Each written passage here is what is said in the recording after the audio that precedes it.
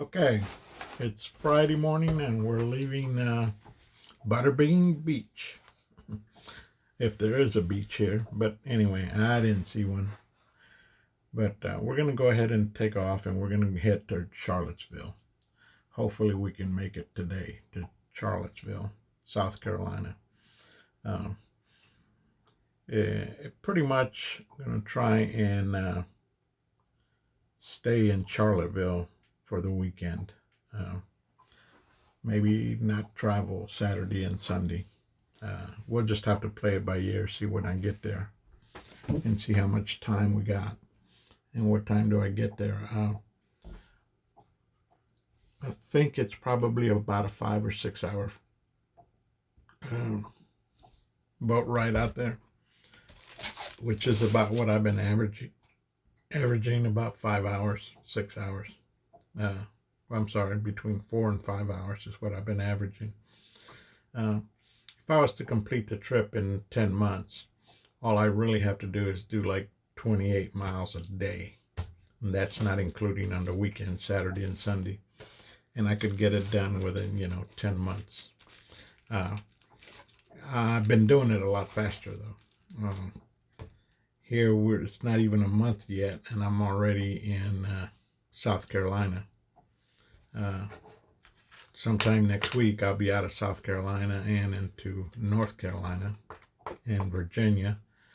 That's what my goal is for next week, to be out of to go be in Virginia next week. So we're just a wait and see game. A lot of it has to do with weather conditions and as everything is running okay and running fine. So I went ahead and took off, like I said earlier, and pretty much uneventful day as we were going along. Um, Not a whole lot to report this time, except, same old thing, water, water, and more water. Basically, it's all I got to see today. Uh, we should, I should say that, we've been running at about 2,800 RPM, between 2,500 RPM and 2,800 RPM. Because what I do is I have two fuel tanks on board.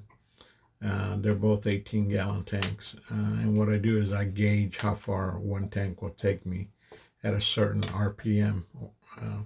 Can't really go by speed because the speed has the weather, the wind, the tides, and the currents, all of that take an effect how fast or how slow you're going.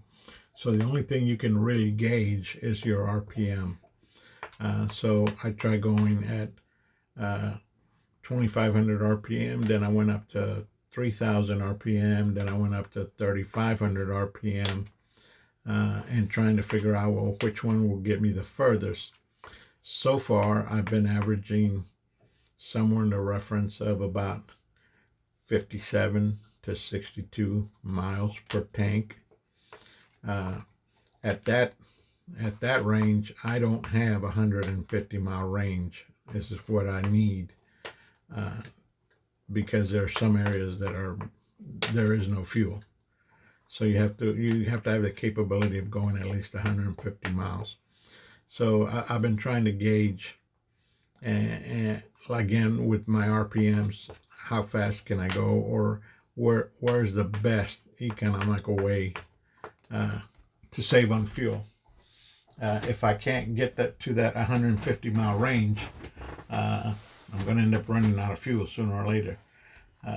What I've done is I did purchase a 5-gallon tank, plastic tank, that I'm going to carry with me, and I'm going to include that in my mileage and see how far that gets me.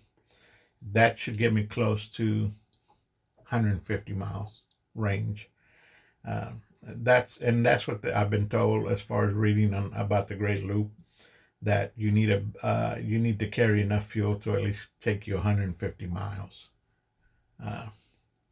Whether that's true or not, I don't know, but hey, somebody else I guess has already done it.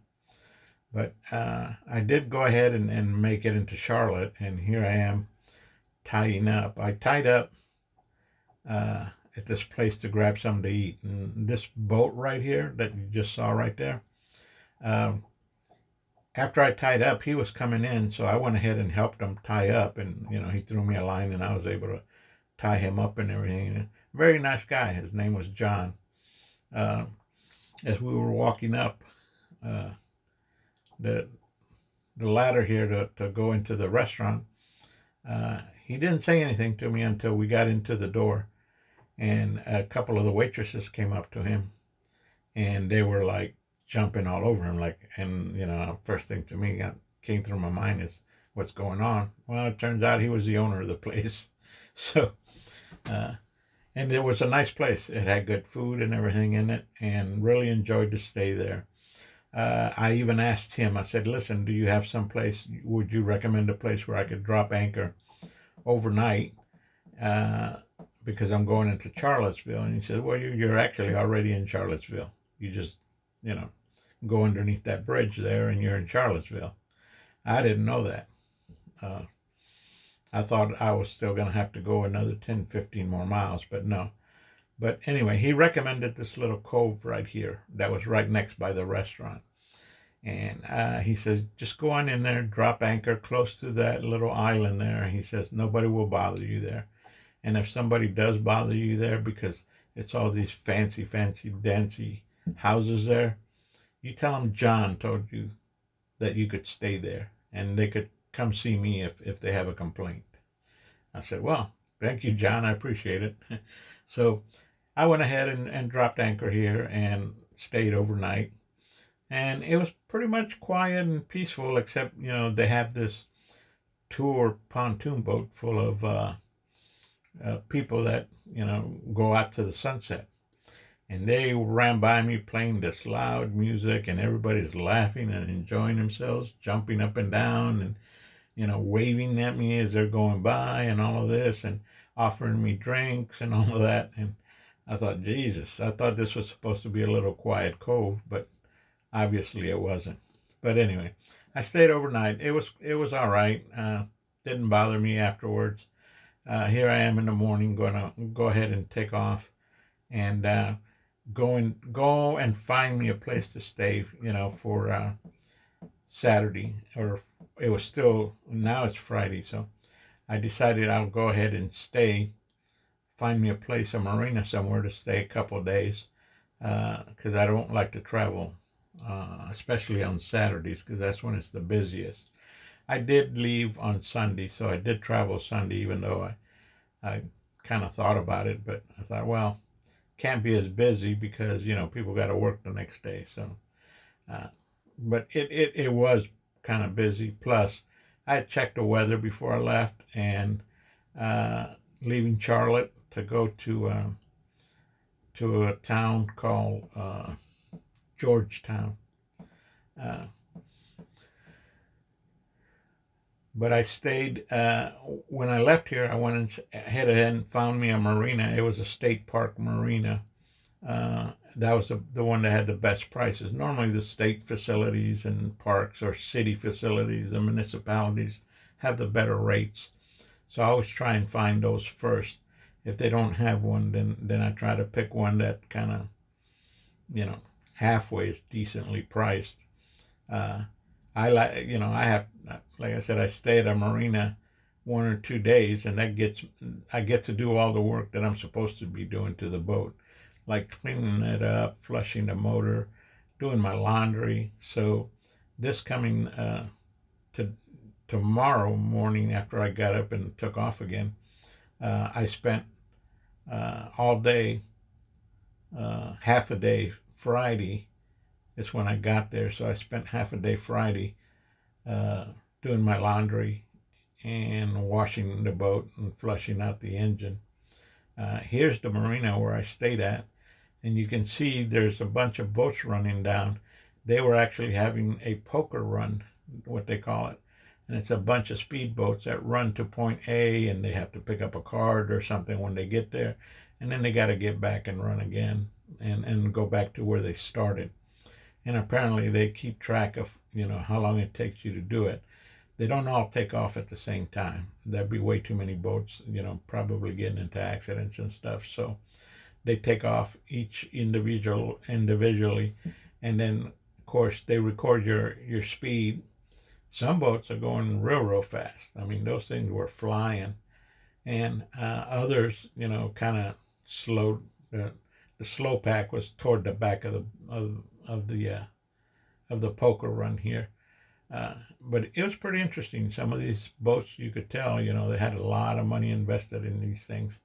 But you know, when you do a poker run like this, it's not like you're in it for the money, because one, they give you whatever prizes they have. It's minimal.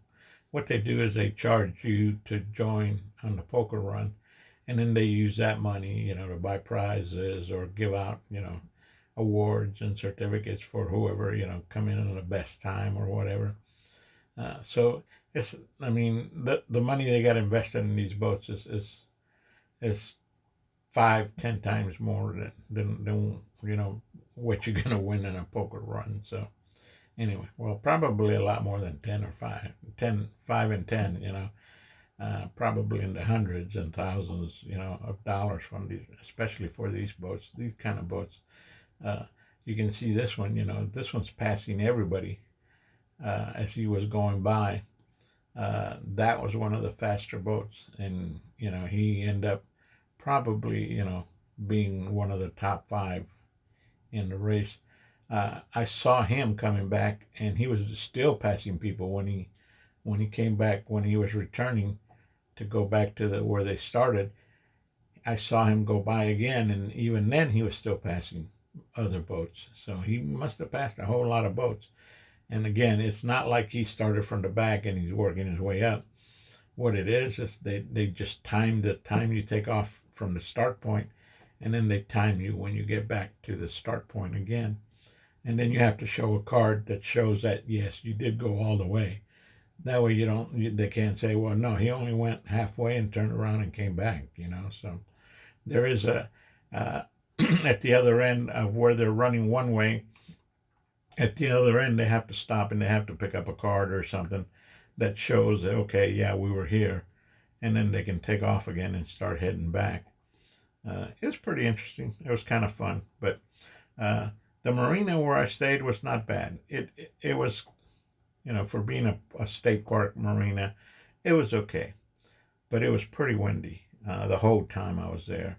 The good thing about it is it kind of calmed down in the evening, so that uh, the boat wasn't rocking too bad. But the other thing is even in the middle of the night, they had these big freighters coming in and out, and they created some wakes, and they bounced me around. Uh, they woke me up probably 2 or 3 times. You can see here that thing back there in the back. That's where they unload all the cargo that comes in. This is the marina I stayed at, and like I said, it was a nice and friendly marina. The staff was great. They had, of course, the restrooms, showers were pretty nice, and I enjoyed the stay there. It's just they were so far away from everything that you couldn't really go anywhere. I had to take an Uber to go get groceries, and I also had to take an Uber to get back, and also to get out to do some other things on the list that I had. I went to Publix, then I went and ate somewhere, and then I went to Dollar General to go find some other stuff that I needed. But all in all, the marina was kind of nice, except like I said, it's out in in a bay, so there's nothing really blocking the wind or the wakes that other boats create. So that was kind of a problem. But anyway, I left here Sunday anyway, heading out Sunday, and here I am taking off again. And I decided, okay, well, I'm gonna keep going and see, you know, where I can get to this time. So I took off, and I happened to notice, you know, this big ship sitting in front of me there. Turns out this is the USS Yorktown. It was one of the flagships in the Korean War, and it was also in the Japanese War. this was one of the battleships that, you know, help America beat the Japanese. Uh, the Japanese lost all their carriers uh, to the U.S. carriers, even though they had bombed Pearl Harbor. The thing they didn't realize is that some of these aircraft carriers were out at sea at the time, so there was, I think, 3 or 4 carriers to their 10 or 12 carriers, and we still end up taking all their carriers out and their fleet out, completely take their Navy fleet out. And this is one of those carriers. I'm not sure if this is one of the ones that got damaged and had to go in for repair and stuff, but I do know that there was 2 or 3 of these carriers that got bombed and hit pretty good. They end up having to go back to port and getting refitted and get going again. But that was it's a very interesting museum there too, that you can go in and visit the museum. And as I got closer and closer, you could see there was actual airplanes and helicopters on the top of the carrier sitting there. Now it's just a museum. It doesn't go anywhere now anymore. It's just basically there's a building right behind there that also houses a lot of history about the Yorktown and what wars and what battles it fought and some of the things that, you know, that the Yorktown is known for. Uh, and it's pretty interesting. It's an interesting story. Um, the other thing I noticed is that they have 4 or 5 uh, forts toward the end over by the open water on the Atlantic side.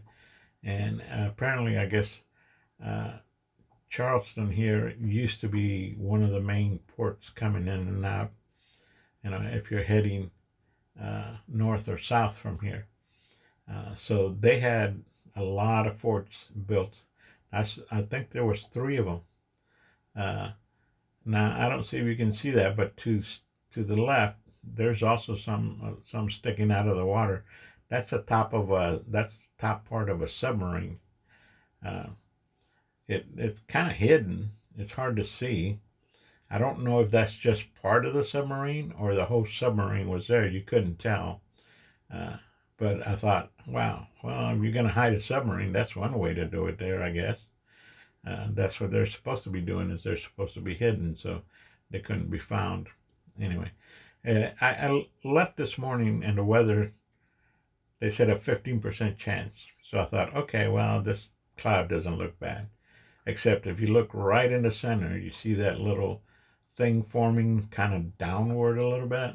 Well, uh, I've seen how tornadoes start, and that's kind of how they start. They start slowly working themselves down. And the more I looked at it, I thought, boy, I hope that does not going to turn into a water spout. And here, when you're that close to the water, they actually call them water spouts, because what they do is they pick up water, and then they travel on the water side. Once it hits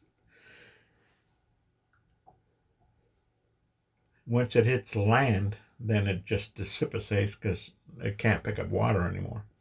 So I was kind of hoping, I said, it doesn't look too bad as far as the clouds. And I figured, well, it's only a 15% chance of rain. So this is probably going to disappear here shortly. And it's all going to go away. And I'm going to be able to just continue on my trip. And I didn't think about it twice, to be honest with you. And then the closer I got, I realized that, yep, got caught in the rain. At first, it was okay, not too bad. But then as I started getting further and further in, it got to the point where I couldn't even see anymore. I couldn't even see the channel markers anymore.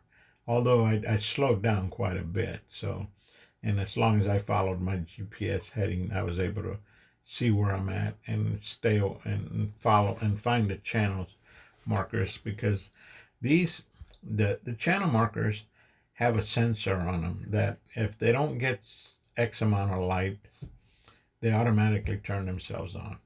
And what happened here is, because I couldn't see anymore, I started watching the lights and they started blinking. I could see the green light and the red light, and I could see them starting to blink. So that's a pretty good idea because it helps a lot, especially when you can't see. As you can see, I couldn't see in front of me. Uh, if there was a boat coming my way and it was coming pretty fast, there's probably no way of avoiding each other, except, I turn to starboard, and hopefully the guy knows to turn to starboard too. His starboard and my starboard, that would separate us. But as you can see, here's the storm. It's getting worse and worse, and it's getting to a point where I can't even see anymore. But it cleared up after, I say, about 30-35 minutes. I was able to make it into a small little town, mainly because I started having a little problem with my engine. It started missing a little bit at a low RPMs. It was missing a little bit. So I figured I need to probably have this checked out. So what I did is I pulled into this small little town where there's actually, here I am tied up already. The storm has gone by, and I'm tied up right here in this little town. There's nothing to do here. Everything seems to close on Sundays. No restaurants were open. I was going to hope I was going to be able to get lunch or something, but nothing was open. It was all closed up. But they do have an Evinrude dealer here, and they have service department, so they can work on my engine. So I tied up here, and I figured, and this is a boat ramp here. I'm hoping, nobody will come up and say, hey, you can't stay here, you got to move. There's nothing that says I can't tie up overnight. So I always, if they ask, I act, then I'll act dumb and say, well, I didn't know that, and I didn't see no sign that said, no overnight dock. But I've never had that problem. I mean, I've done it all the time. I do it all the time. I've been doing it ever since I took off on the trip. I've been doing this, and nobody really says anything, unless it's pretty busy, dock ramp or something like that. Nobody said nothing to me. But here's what you can see here, where I'm tied up at the dock. So that pretty much covers my day here. I'm staying here till in the morning, so